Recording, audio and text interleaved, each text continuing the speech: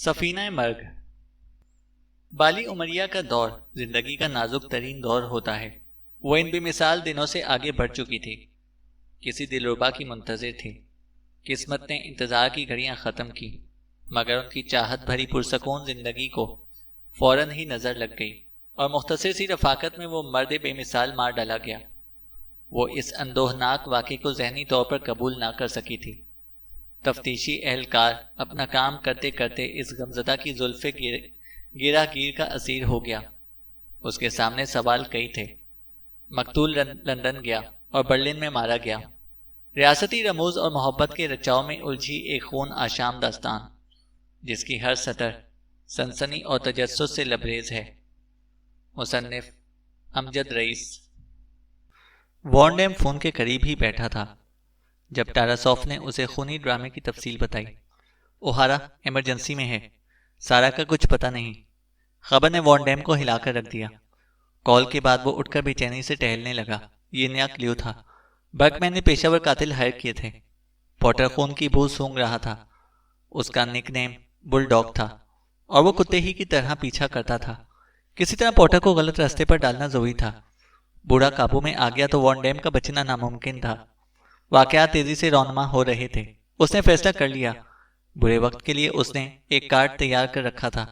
وہ کارڈ تھا Russian embassy. کوئی بچت نہیں تھی۔ کارڈ استعمال کرنے کا وقت آ گیا تھا۔ وہ خیالات میں غرق تھا کہ ہال میں قدموں کی آہٹ بھی محسوس نہ کر سکا۔ اچانک دستک نے اسے چونکا دیا۔ یس، اس نے کہا۔ کرنٹ رپورٹ سر، آواز آئی۔ وارنڈیم نے سکون کا سانس لیا۔ ٹاراسوف نے مجھے کال کی تھی۔ اگر کچھ نیا ہے؟ یس سر، وہ بولا۔ ٹھیک ہے، آ جاؤ۔ وارنڈیم نے دروازے کی طرف بڑھا۔ دروازہ کھلتے ہی اس کے چہرے سے ٹکرایا۔ تکلیف برداشت کرتے ہوئے اس نے آنے والے کو دیکھنے کی کوشش کی۔ وہ مکمل سیاہ لباس میں ملفوف تھا، ایک مردہ آدمی۔ وارنڈیم کی نگاہ اس کے ہاتھ میں تھمی گن پر گئی۔ کیوں؟ اس نے چیخنا چاہا۔ وارنڈیم کی تمام کائنات سکڑ کر گن کے دبانے تک محدود ہو گئی۔ یہ ایوی کے لیے ہے، سیاپوش نے کہا اور 3 مرتبہ ٹریگر دبا دیا۔ 3 گولیاں وارنڈیم کے سینے میں روپوش ہو گئیں۔ وہ پیچھے کی طرف الٹ گیا۔ چیخ گڑگڑاہٹ میں تبدیل ہو گئی۔ سارا گھٹنے جوڑے چوبی فرش پر بیٹھی تھی۔ کمرے میں ٹھنڈک اور تاریکی تھی۔ چھوٹی سی کھڑکی کافی بلند تھی جہاں سے مدھم سی روشنی آ رہی تھی۔ وہ چاند کی روشنی تھی۔ اس نے اندازہ لگایا کہ 3 یا 4 بج رہے تھے۔ دہشت نے اسے لپیٹ میں لیا ہوا تھا۔ اس نے آنکھیں بند کی تو نک کا چہرہ، حیرت زدہ چہرہ ابھر آیا، جہاں تاثرات میں اذیت تھی، پھر خون۔ سارا کا دل کسی نے مٹھی میں جکڑ لیا تھا۔ آنکھوں سے آنسو رواں ہو گئے۔ وہ دعا کر رہی تھی کہ نک زندہ رہے۔ اگر وہ زندہ بھی ہوا تو دونوں ایک دوسرے کی مدد نہیں کر سکتے تھے۔ کیا وہ یہاں مرنے کے لیے چھوڑ دی گئی ہے؟ اس احساس کے ساتھ ہی اسے سکون مل گیا۔ امید، جدوجہد کا امکان نابود ہو گیا۔ ہفتوں کی دہشت کے بعد موت نے سامنے آ کر اسے پرسکون اور بے پرواہ کر دیا تھا۔ خوف و ہراس کی کیفیت ختم ہوئی تو وہ نارمل ہو گئی۔ کھونے کے لیے کچھ بھی نہیں تھا، پھر ڈرنے کی کیا ضرورت تھی؟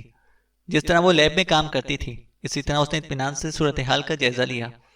اسے امید کی کرن دکھائی نہ دی۔ عمارت کے 4تھے فلور پر اسے ایک بڑے اسٹور روم میں رکھا گیا تھا۔ باہر نکلنے کے لیے دروازہ ہی استعمال کیا جا سکتا تھا، لیکن کیسے؟ کھڑکی بہت بلند اور چھوٹی تھی۔ وہ دراصل روشن دان تھا۔ سارا کو کافی کی خوشبو آئی۔ گراؤنڈ فلور پر اس نے اونز دیکھے تھے، لوڈنگ پلیٹ فارم اور کینوس کے بیگ، جن پر ایف برکمین کافی ہیلا بونن کی مہر تھی۔ گویا یہ رہائشی عمارت نہیں تھی۔ اگر وہ شور مچائے تو کوئی سن سکتا تھا۔ مانو سے خیال آیا کہ وہ اتوار کی صبح تھی۔ کسی کارکن کے آنے کا امکان نہیں تھا سوائے برونی شیطان کے۔ سیڑھیوں کی چرچراہٹ نے بتایا کہ کوئی اوپر آ رہا ہے۔ دروازہ کھلا اور 2 آدمی اندر داخل ہوئے۔ ایک برونی تھا اور دوسرے کا چہرہ بدرو کی مانند ہولناک۔ اسے چہرہ نہیں کہا جا سکتا تھا۔ آنکھیں پلکوں سے بے نیاز تھیں، زرد اور سرد، گویا وہاں 2 چھوٹے پتھر رکھے ہوں۔ چہرے کی جلد جھلسی ہوئی تھی، نچلا ہونٹ غائب تھا۔ اس کے بولنے سے پہلے سارا سمجھ گئی کہ وہ مارکس کے مدک مقابل ہے۔ مسز سائمن ڈاس، اس کی آواز بھی سرگوشی نما تھی۔ غالباً آگ نے صوتی نسوں کو متاثر کیا تھا۔ کھڑی ہو جاؤ۔ میں کچھ نہیں جانتی، سارا نے کہا۔ تم نے واشنگٹن کیوں چھوڑا تھا؟ پوچھا گیا۔ وہ CIA کی ٹرک تھی، سارا نے کہا۔ تم کس کے لیے کام کرتی ہو؟ اس نے پوچھا۔ کسی کے لیے بھی نہیں، سارا بولی۔ میں پھر ایمسٹرڈیم کیوں آئی تھی؟ پوچھا گیا۔ جیفری، میرا مطلب سائمن کی تلاش میں، پلیز مجھے جانے دو، سارا نے کہا۔ مارکس نے برونی کو دیکھا۔ یہ عورت، بے عقل مخلوق تک پہنچنے کے میں تم نے 2 ہفتے لگا دیے، مارکس نے ناگواری سے کہا۔ برونی کی مسکراہٹ غائب ہو گئی۔ اسے مدد حاصل تھی اور اس نے ایوی کو خود ڈھونڈ لیا تھا۔ یہ اتنی بے وقوف نہیں ہے جتنی نظر آتی ہے، برونی نے کہا۔ تمہارا شوہر کہاں ہے؟ مارکس پھر سارا کی طرف متوجہ ہوا۔ مجھے نہیں معلوم، سارا نے کہا۔ تم ایوی اور ہیلکا تک پہنچ گئی لیکن شوہر کے بارے میں نہیں جانتی، پوچھا گیا۔ سارا کا سر جھک گیا۔ وہ زندہ نہیں ہے، سارا نے سرگوشی کی۔ کس نے بتایا؟ اس نے پوچھا۔ CIA، سارا نے کہا۔ اور تم نے یقین کر لیا؟ مارکس بولا۔ اس کے لہجے نے سارا کو چکرا دیا۔ کیا CIA نے نک سے جھوٹ بولا تھا؟ سارا کی زندگی مارکس کے نزدیک ایک معمولی کیڑے سے زیادہ نہیں تھی جسے وہ بآسانی بے رحمی سے ایڑی کے نیچے مسل سکتا تھا۔ سارا کے بدن میں غصے کی لہر اٹھی۔ اگر مرنا ہی ہے تو وہ شان سے مرے گی۔ اگر میرا شوہر سامنے آیا، وہ بولی، تو وہ تمہیں تمہارے اصل ٹھکانے تک، جہنم تک پہنچا دے گا، سارا نے کہا۔ زرد آنکھوں میں اشتعال کی بجائے مدھم سا تعجب کا عنصر ابھرا۔ تمہارے شوہر کے ساتھ جہنم کے شعلوں میں مزہ آئے گا۔ میں جانتا ہوں آگ کیا ہوتی ہے، وہ نہیں جانتا، بولا گیا۔ میرا کوئی تعلق نہیں، سارا نے کہا۔ تمہارے شوہر کا تعلق ہے، مارکس نے کہا۔ وہ مر چکا ہے، مجھے مارنے سے اسے کوئی فرق نہیں پڑے گا، سارا نے کہا۔ میں مرے ہوئے کو نہیں مارتا، زندوں کو مارتا ہوں۔ سائمن زندہ ہے، اس نے کہا۔ اگر وہ زندہ ہے تو تم خود کو مردہ سمجھو، سارا کا خوف رخصت ہو چکا تھا۔ مارکس نے برونی کی طرف دیکھا۔ اسے محفوظ مقام پر لے جاؤ۔ اگر سائمن 2 دن تک نہ آئے تو اسے ختم کر دینا، لیکن دھیرے دھیرے، مارکس نے کہا۔ برونی مسکرایا۔ سارا بے اختیار لرز اٹھی۔ اسی وقت عمارت میں کہیں الارم چیخنے لگا۔ کمرے کے دروازے کی پیشانی پر سرخ بتی آنکھ مار رہی تھی۔ کوئی عمارت میں ہے، برونی نے کہا۔ سائمن ہے، مارکس کی آنکھیں چمکنے لگی۔ برونی گن نکال کر کمرے سے نکل گیا۔ مارکس بھی اس کے پیچھے تھا۔ دروازہ بند ہو گیا۔ دروازے کی پیشانی پر سرخ آنکھ تنویمی تاثر پیدا کر رہی تھی۔ سرخی، خون کا رنگ، خوف کا رنگ۔ تم مرنے جا رہی ہو، 2 دن باقی ہیں۔ چند لمحے پہلے وہ اپنا انجام قبول کر چکی تھی، لیکن اب وہ جینا چاہتی تھی۔ اس کی برین کیمسٹری بدل گئی تھی۔ سوال پھر اٹھا، کیا سائمن زندہ ہے؟ دروازے کے ساتھ زور آزمائی بیکار ثابت ہوئی۔ دل کی دھڑکن کے ساتھ سرخ بتی جلنے بجھنے میں اضافہ ہوتا جا رہا تھا۔ اس نے پشت دروازے سے ٹکائی اور کمرے کا جائزہ لیا۔ وہ دونوں اجرت میں بتیاں روشن چھوڑ گئے تھے۔ اس نے اسٹور کے کاٹ کباڑ کا جائزہ لیا۔ کوئی ایسی چیز نہیں تھی جسے وہ ہتھیار کے طور پر استعمال کر سکتی۔ اس کی نظر کرسیوں پر گئی۔ کرسیاں یہاں خاصی وزنی تھیں۔ اس نے ایک کرسی اٹھا کر دیکھی، اسے نیچے رکھا۔ کرسی پر چڑھ کر اس نے سینڈل اتاری اور روشنی اڑا دی۔ کمرہ تاریکی میں ڈوب گیا۔ وہ یہ کام سوئچ سے بھی لے سکتی تھی، لیکن اگر وہاں کوئی آتا تو اسے موقع ملنا ضروری نہیں تھا۔ کمرہ تاریکی میں ڈوب گیا۔ کرسی اٹھا کے وہ اندازے سے دروازے کے قریب آ گئی۔ اچانک باہر سے دھماکے اور چیخوں کی آواز سنائی دی۔ پھر مزید گن فائر۔ دھما چوکری اور ہنگامے میں سارا نے ادراک کیا کہ فرار ہونے میں آسانی پیدا ہوگی۔ کوئی سیڑھیوں کے ذریعے اسی کمرے کی طرف آ رہا تھا۔ سارا نے مضبوطی سے کرسی تھام لی۔ دروازہ کھلا اور ایک سایہ اندھا دھند اندر گھس آیا۔ سارا نے اندازے سے کرسی گھما کر اس کے سر پر دے ماری۔ اندھیرے میں وہ منہ کے بل گرا۔ سارا نے دوسری ضرب لگائی۔ آنے والے نے ہلنا جلنا بند کر دیا۔ سارا نے کرسی چھوڑ دی۔ کیا وہ قتل کر چکی ہے؟ اندھیرے میں جائزہ لینے کی ضرورت نہیں تھی۔ بھاگنا پہلی ترجیح تھی۔ وہ کمرے سے نکلی اور دروازہ بولٹ کر دیا۔ اسے عمارت سے باہر نکلنا تھا۔ تمام عضلات، اعصاب، جبلت فرار پر مرکوز تھے۔ اسے سیڑھیاں پھلانگنا شروع کر دیں۔ مان نیچے سے آنے والی آوازوں نے اسے منجمد کر دیا۔ اس نے برونی کی آواز پہچان لی۔ وہ جانور کے مانند جبلت کے مطابق حرکت کر رہی تھی۔ دائیں جانب کمرے میں جا گھسی اور دروازہ بند کر لیا۔ دروازہ گزشتہ کمرے کے مانند مضبوط نہیں تھا۔ اسٹور روم بند گلی کی مانند تھا، تاہم یہاں صورتحال مختلف تھی۔ کمرے میں ڈیسک کے اوپر ایک کھڑکی تھی۔ سارا فلفور ڈیسک پر چڑھ گئی اور کھڑکی سے جھانکا۔ باہر دھند اور تاریکی کے سوا کچھ دکھائی نہ دیا۔ اسے پٹ کھولنا چاہا لیکن ناکام رہی۔ کھڑکی شاید سیکیورٹی کی وجہ سے لاک تھی۔ سارا نے سوچا کہ اسے شیشہ توڑنا پڑے گا۔ اس نے پٹ کا سہارا لے کر شیشے پر لات ماری۔ 1 2 3، چوتھی کوشش میں شیشہ ٹوٹ کے بکھر گیا۔ سرد ہوا اس کے چہرے سے ٹکرائی۔ اس نے کھڑکی سے سر نکالا۔ چند فٹ نیچے ترچھی ٹائل چھت تھی جس کی حد اندھیرے میں اوجھل ہو گئی تھی۔ ایک بڑا سوالیہ نشان تھا، یا تو وہ سیدھی 3 منزل سے سڑک پر جا کر گرتی یا پھر ڈھلوان متصل چھت سے مل جاتی۔ ایمسٹرڈیم کے پرانے علاقوں میں اس قسم کی تعمیرات سارا دیکھ چکی تھی۔ معلوم کرنے کا واحد طریقہ یہ تھا کہ وہ کھڑکی سے نکل کر کود جائے۔ ٹائلز پر پھسلن تھی، بہتر تھا کہ وہ ننگے پیر رہے۔ اس نے جوتے اتار دیے۔ اس وقت اسے احساس ہوا کہ پیر خون آلود ہے۔ نئی آوازوں نے خون پر سے اس کی توجہ ہٹا دی۔ برونی کمرے کے دروازے کو پیٹ رہا تھا۔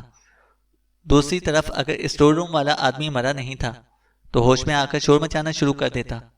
وقت تیزی سے بھاگ رہا تھا۔ سارا کھڑکی سے نکل گئی اور پیر منڈیر پر ٹکائے۔ دروازے کی دھڑ دھڑاہٹ بتا رہی تھی کہ وہ ٹوٹنے والا ہے۔ آگے کنواں اور پیچھے کھائی تھی۔ سڑک پر گرتی تو فوراً مرتی۔ برونی کے ہاتھوں ایوی جیسا حشر ہونا تھا۔ دروازہ ٹوٹ گیا اور برونی کی دھاڑ سنائی دی۔ سارا آنکھیں بند کر کے کود گئی۔ دماغ مفلوج ہو گیا تھا۔ وہ دوسری چھت پر چند فٹ نیچے گری اور گیلی ٹائلوں پر پھسلنے لگی۔ وہ ہاتھ پاؤں مار رہی تھی اور پھسلتی جا رہی تھی۔ خود کو روکنے کی ہر کوشش ناکام ہو گئی۔ 2x2 کا چھت کا سلاخوں دار گٹر انتہائی سرے پر تھا۔ اتفاقاً سارا اس پر سے ہوتی ہوئی گئی اور اس کی سن انگلیوں نے سلاخوں کو تھام لیا۔ باقی دھڑ نیچے لٹک رہا تھا۔ گیلی سلاخیں، سن انگلیاں اور تھکن۔ اس کی کمزور ہونے لگی تھی اور کمزور۔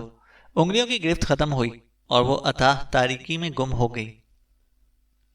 یہ گوشت کا زخم ہے، چند روز لگیں گے۔ اوہارا، آرام کرو۔ نک نے پورٹر کے مشورے کو نظر انداز کیا اور کھڑا ہو گیا اور کلیزٹ کھول کے دیکھا۔ تمہارا کافی خون ضائع ہو گیا ہے، پورٹر نے کہا۔ میری شرٹ کہاں ہے؟ نک نے پوچھا۔ ظاہر ہے خون آلود شرٹ کچرے میں ہے، پورٹر نے جواب دیا۔ نک نے بائیں شولڈر پر بینڈیج کو دیکھا۔ ایمرجنسی روم میں جو ٹریٹمنٹ دیا گیا تھا اس کے اثرات کم ہو رہے تھے، تاہم وہ یہاں نہیں رک سکتا تھا۔ پہلے قیمتی گھنٹے ضائع ہو گئے تھے۔ تم آرام کرو، مجھے سنبھالنے دو، پورٹر نے کہا۔ آخر تم اس حالت میں کیا کرو گے؟ نک کا غصہ غم میں بدل گیا۔ اس نے دیوار پر گھونسا مارا۔ پورٹر، وہ میرے ساتھ ہے، میری باہوں میں ہے، نک نے کہا۔ ہم برکمین کمپنی کو ٹریک کر رہے ہیں، پورٹر نے کہا۔ تلاشی لی؟ نک نے پوچھا۔ وارن ڈیم کے سگنل کا انتظار ہے، پورٹر نے بتایا۔ میں انتظار نہیں کر سکتا، نک نے کہا۔ کہاں جا رہے ہو، وہ بھی بیک اپ کے بغیر؟ پورٹر نے کہا۔ قمیض اور گن ادھار دے دو مجھے، نک نے کہا۔ دونوں ایلیویٹر کے قریب تھے۔ وہاں ٹاراسوف برآمد ہوا۔ سر، نئی اطلاع ہے، وہ بولا۔ اب کیا ہوا؟ برکمین بلڈنگ میں فائرنگ ہوئی ہے۔ نک اور پورٹر نے ایک دوسرے کو دیکھا۔ مائی گاڈ، سارا، نک نے کہا۔ وارن ڈیم کہاں ہے؟ پورٹر نے سوال کیا۔ نہیں معلوم، اس کے نمبر سے جواب نہیں آ رہا، ٹاراسوف نے کہا۔ Okay, move now. اوہارا، مجھے نہیں معلوم کہ میں تمہیں ناپسند کرنے کے باوجود تمہارے لیے اپنا کیریئر کیوں داؤ پر لگا رہا ہوں، لیکن تم صحیح کہہ رہے ہو، یہ حرکت کا وقت ہے۔ ہم وارن ڈیم کا انتظار نہیں کر سکتے، پورٹر نے کہا۔ یہ آف دی ریکارڈ ہے، اس نے تیز نظروں سے ٹاراسوف کو تنبیہ کی۔ تینوں پارکنگ کی طرف جا رہے تھے۔ ریڈیو پر ٹیم کو آپریشن کے لیے الرٹ کر دو، پورٹر نے کہا۔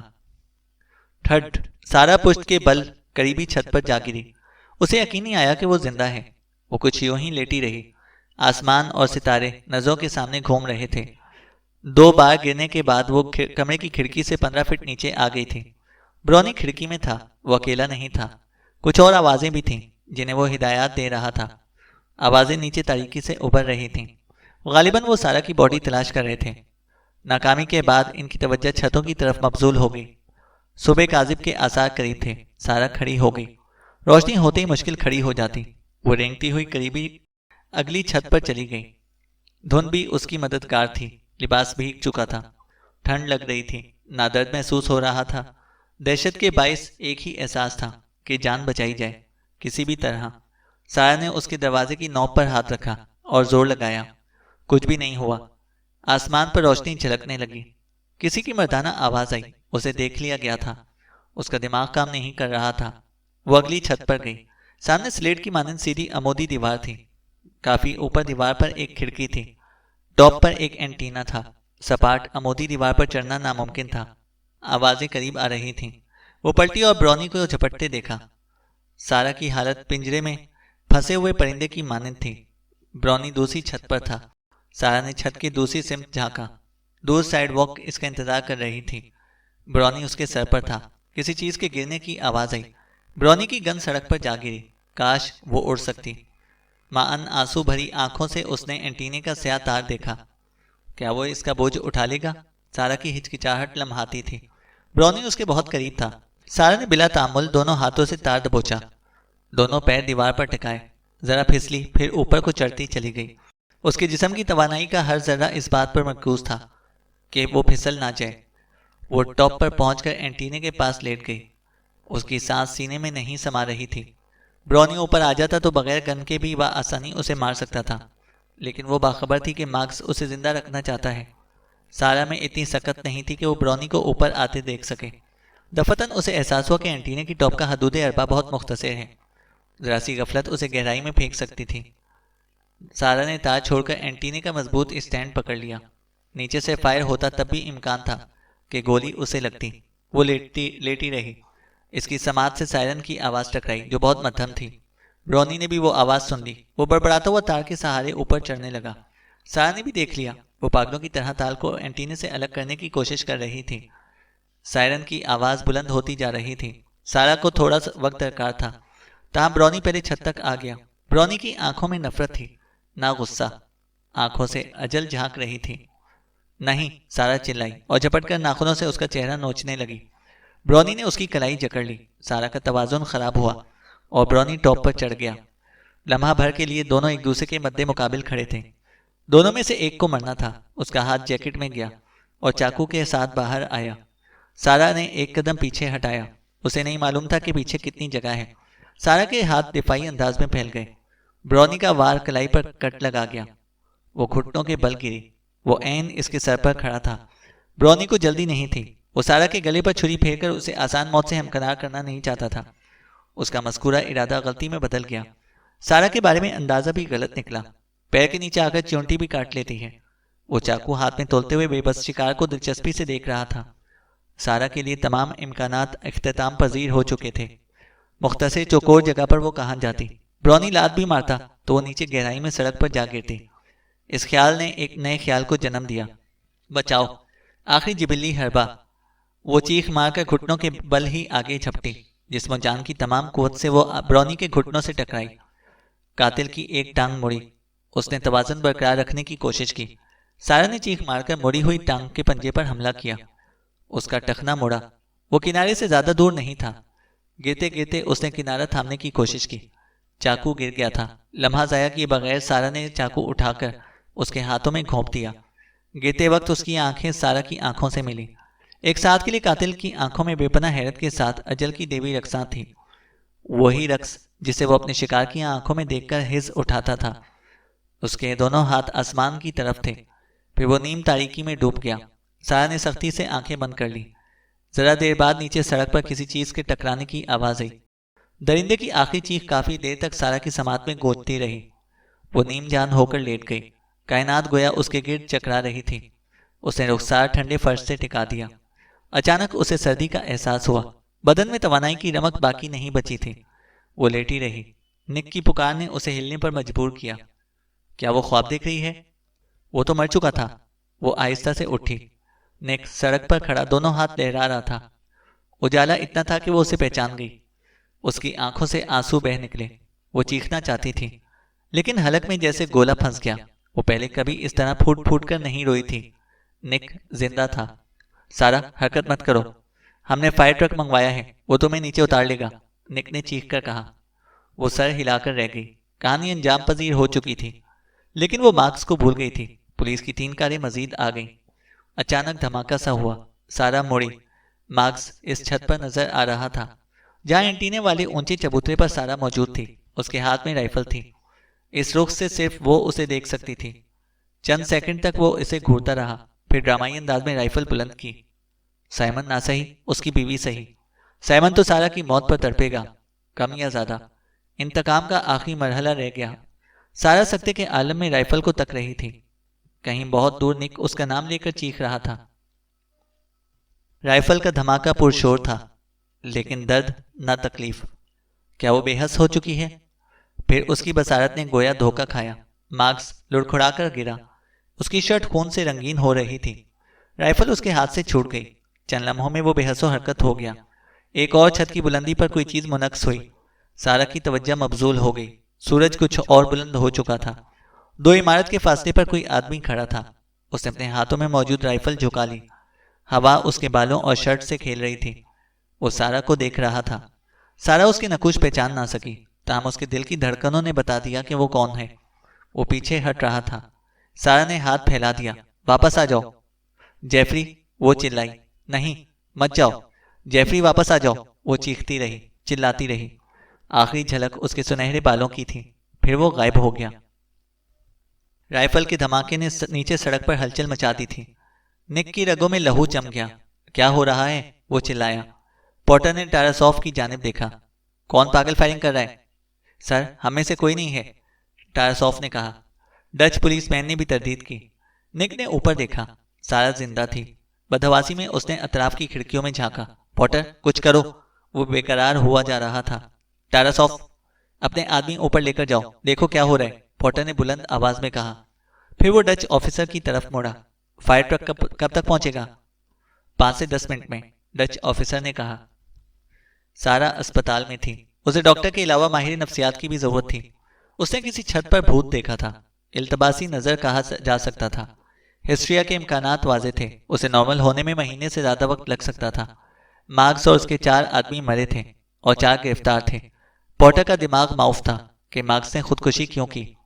بہرحال لیب ریزلٹ کے بعد یہ سوال حل ہو جانا تھا۔ بھوت سارا کے سوا کسی نے نہیں دیکھا تھا۔ Mister porter? پورٹر نے گردن گھمائی۔ وہ ڈچ پولیس مین تھا۔ میرا خیال ہے کہ کوئی امریکی آپ سے ملنا چاہتا ہے، پولیس مین نے کہا۔ پورٹر باہر نکلا۔ آدمی کی پشت نظر آ رہی تھی۔ وہ کھڑکی کے قریب کھڑا تھا۔ وہ سیاہ لباس میں تھا، بالوں کا رنگ سنہری تھا۔ پورٹر کے دماغ میں کلبلاہٹ ہونے لگی۔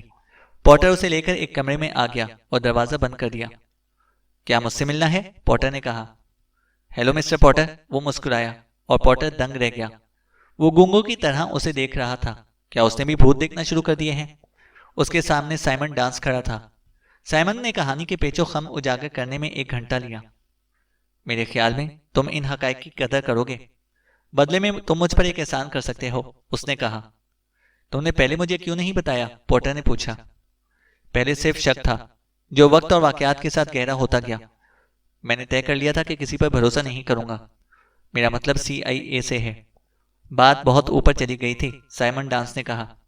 High level? پورٹر نے پوچھا۔ وان ڈیم، سائمن نے کہا۔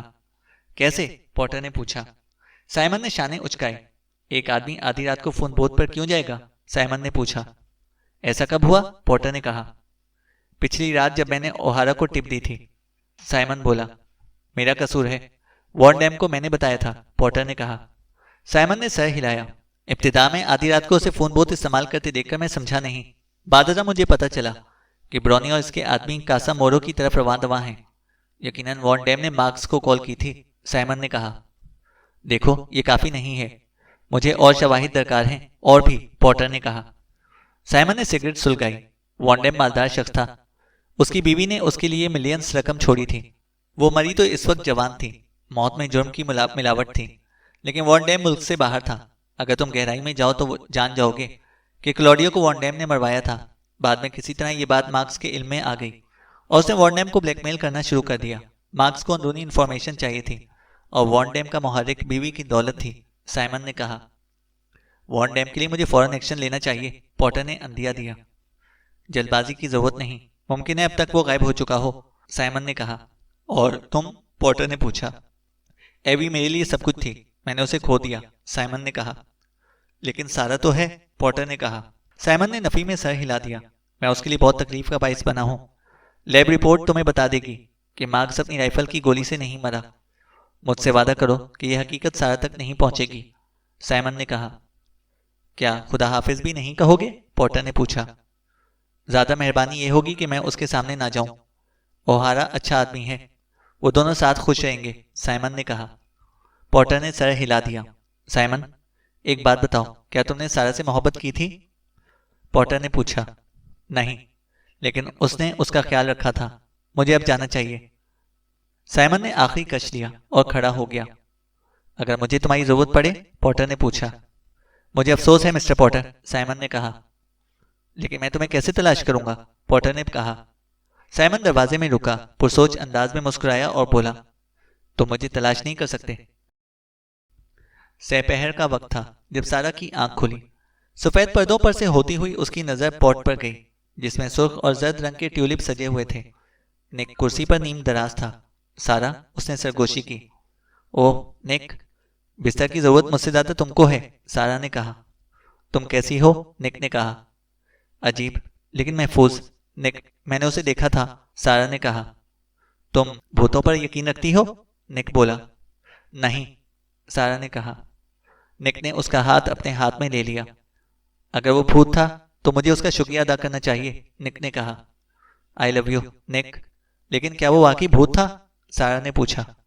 سارا، میں ان چیزوں پر یقین نہیں رکھتا، لیکن وہ واقعی تم سے محبت کرتا تھا اور تمہیں خدا حافظ کہنے آیا تھا، یا تم نے التباسی نظر کے تحت اسے خدا حافظ کہنا چاہا تھا، نک نے کہا۔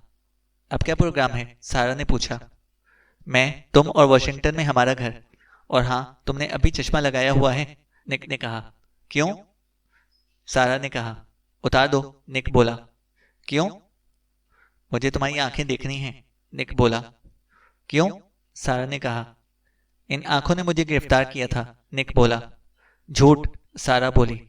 نہیں، سچ، بڑا سچ، بہت بڑا، نک بولا۔ ختم شد۔ تو دوستو یہ ناول بھی اپنے اختتام تک پہنچتا ہے۔ امید ہے کہ آپ کو یہ ناول ضرور پسند آیا ہوگا۔ اس ناول کو اپنے دوستوں کے ساتھ بھی ضرور شیئر کریں، اور اگر آپ ہمارے چینل پر نئے ہیں تو ہمارے چینل کو سبسکرائب کریں اور ساتھ موجود بیل آئیکن کو ضرور پریس کریں تاکہ آنے والی ہر ویڈیو کی اپڈیٹ آپ کو بر وقت مل سکے۔ شکریہ۔